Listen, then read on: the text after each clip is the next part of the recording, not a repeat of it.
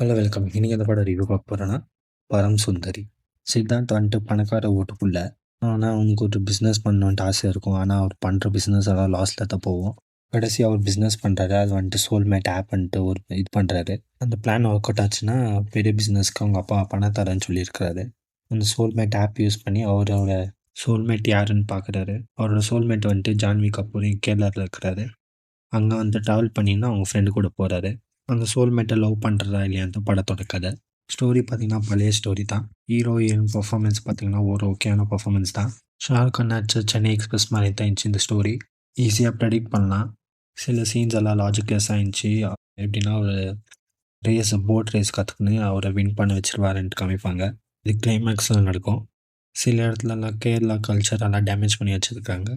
Emotional scenes எல்லாம் சுத்தமாக work out ஆகல. So waste. இது என்ன பாசிட்டிவ்னா சினிமாட்டோகிராஃபி வந்துட்டு ரொம்ப நல்லா வந்துக்குது படத்தில்.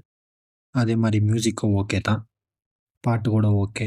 ஓவரால் பார்த்தீங்கன்னா ஒரு பிலோ ஆவரேஜான படம்.